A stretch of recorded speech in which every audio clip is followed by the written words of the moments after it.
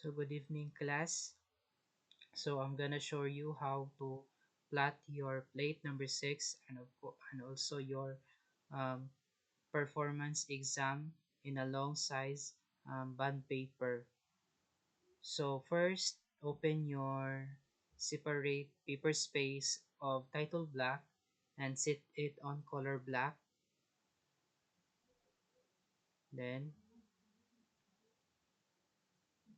so this is your paper space and so ana nga drawing kay imong title black. Then, open your object model. Separate siya sa imuhang title block nga paper space.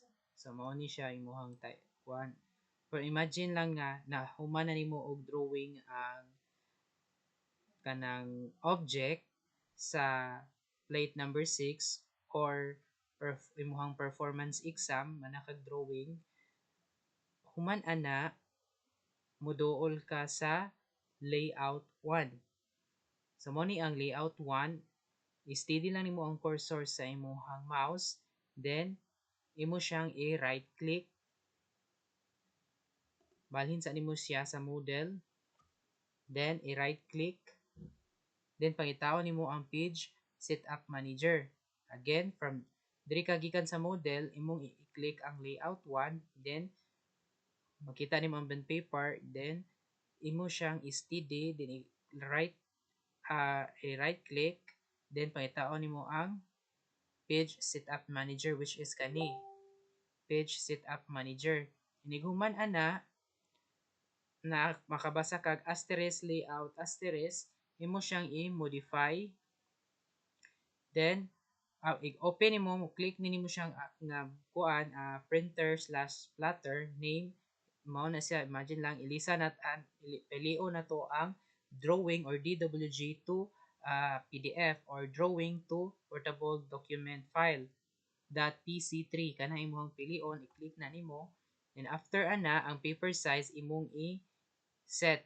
So i-set na to siya, pangitaon to na to ang size sa bond paper. So previous paper size kani sa atong gigamit kay sa student of 0213, so 215.90 by 330.20 mm. I-click ta na, nighuman ana, dinan mo hilabtan ang layout. So, first imong tandugon kanira nga part, then diri i-set nimo og long, then i-okay na nimo. Then i-close. So, kana diha na-set na ni siya og long size bond paper. After nimo og page setup ani, mode adto ka sa paper space imong title block. So, after ana, imo siyang i-highlight, then i-group. G-R-U-O-P, kani group. So, og napakay nalimtan nga type dire or name na bantayan title, imong gi-check niya napay nalimtan, pwede pa nimo siya ma-edit. Mo na siyang i-highlight tanan, then ungroup. So, mabungkag na siya ang imong gi-join tanan. So, i-click nimo na na-separate na siya, then ilisan baron nimo siya plate number kay nasipiyat ka si 0503 ana, then title, name, then after ana og change nimo ato siyang i-highlight og balik niya i-group or GROUP, then magawas na dire kani siya para inig one click nimo masumpay siya tanan, matibuok siya. And after ana natibuok na nimo siya, ato siyang i-highlight, then Control C. Again, long press Control, then tuplokon ang letter C. Then, balik ka sa layout. So, imo sa ning tangtangon, ug na makakita ka sa object, hari ka diri na sa object, balik. Then, hari ka sa model nga object, then layout. Then, imo siyang long press Control V. So, mao ni imuhang title block na. Imo siyang isud nga ri. Imo siyang i-position sa sakto ug sentro na siya nga pagbutang. So banaon nimo masentro na siya, satisfied na ka ana, then click na siya, imo siyang buhion. So na position na nimo siya sa layout 1. Then after ana, ayaw kalimot og mag-enview ka before ka ma-enview or viewport, imo siyang i-set sa layer properties nga dapat def point siya. Kaya ang plotter sa def point, it means ang kaning symbol nga printer hanap siya, so dili siya ma-print. So dili nimo siya ma-change. For example, gikan siya sa object nya color or gikan ka sa dimension nya, wala mo siya i-change og def points. Kay MV nimo, MV, so puwa siya. May buong ka nganong puwa man ni, kay imo magisit um, ang iyahang imview sa red dimension color. So para dili siya maingon ana, dapat muari sa ka sa layer properties ya chikon ay mo ang diff points. So once na check na nimo ang diff points, saka na ka mag type og mview. Mview.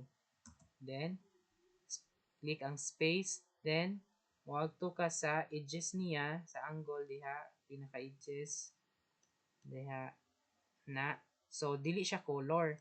So once ganina wala pa man siya object pag enview nimo sa karon mao ni siya na enview na nimo siya, pwede na ka mag scaling. So imo siyang i-double click sa left side ang imuhang mouse, click nimo, so kabantay ka imong i-scroll, zoom in, zoom out, so ipasabot okay na imuhang enview. Pangitaon lang to nimong object nga asa ang na i-present nimo sa imuhang paper. So kani man ang atuang ang object nga atuang ibutang sa plate number 6, or even pwede sa imagine na to nakahuman na ka sa imong performance exam sa object katong orthographic nga gipahimo nako ninyo nga iyang isometric, so inaningon sad ninyo siya. So makabantay mo ani na ay kuan diri kani siya nga kanang murag triangle, mo na siyang i-click to adjust the scaling. Kung 1:2, 1:4, 1:50, mas labing mo zoom out siya. Palitan, for example, 1:20, mas musamot siya kalayo. So, ato ang gamiton 1:1. So, it means, okay na siya. Imo lang siya banabanaon nga na sentro siya, imong object, kung satisfied na ka ana, kabantay ka aning naay padlock or kandado, imo na siyang kandaduhan para dili na siya matandog. Oh, kaya uban ana dili inig zoom out, zoom in niya, wala niya na lock code, na possible masayop ka, matandog siya gamay na adjust siya mo na inig check sa maestra or sa maestro sa ruler, dili na siya accurate niya. Once na 1:1 good siya, ug imo siyang i-lock dire, i-print out ani niya sa printer kay accurate yun siya, inigtulbong sa mo sa sa ruler, walang labis walang kulang ang iyahang sukod. So it means perfect na imuhang object. Then after ana, na-lock na nimo siya, imo click ka sa gawas para ma-okay na siya. Then after ana, finish na ka ana, imo na siyang i-control P. So ato i-preview, tan-aw na to, check na to. So mao na ni imuhang finished product. So as you can see, mao na siya ang gibag-on, ang ginipson sa dimension, gibag-on sa object. Dapat mo follow mo ato sa giset nimo nga or gi-organize nimo nga layer properties. Kay ang so almost niyo nasayop sa inyong mga plates, pareha rag ginipson ang object, dimension, mga alphabet of lines, mao na ang kuan usa nakasayop. So dapat mas baga ang object kaysa alphabet of lines and dimension. So mao na siya ang sakto. Then after ana, imo na siyang control P. Diba? So control P naman to nimo. Check man nakag-check sa preview, then imo na siyang i-okay. After ana, imo siyang i-type, depende nimo unsa i-file name nimo niya.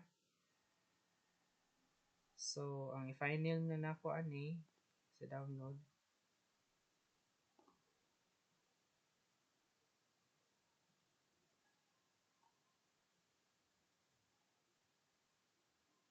Sample lang siya ha.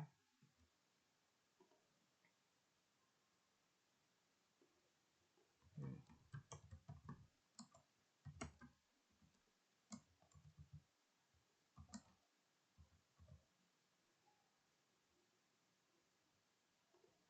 So mao na to siya, na save na nimo. Then imong tan-awon. So mao na ni ang iyahang PDF file.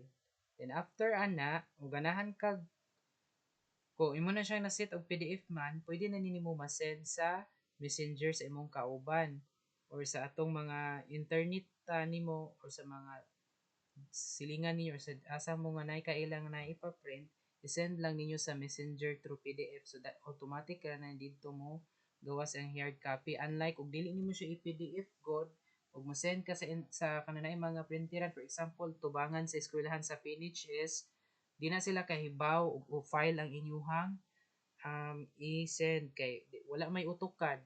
So mas maayo ug sa inyong kauban kinsa toy naay mga laptop, pwede ninyo ipa-PDF ninyo nila. So naa lang ni ang ako ang gibuhat. Then control P, ganahan na katong mga naay laptop o printer, pwede na ilargon ninyo print. Then gusto kag black and white, so naara kani click ra na nimo. So mo black and white na siya, pero ganahan kag color, so kanilang COLOUR, then click print. So mo print na siya. So that's all. Salamat sa pagpaminaw and good evening.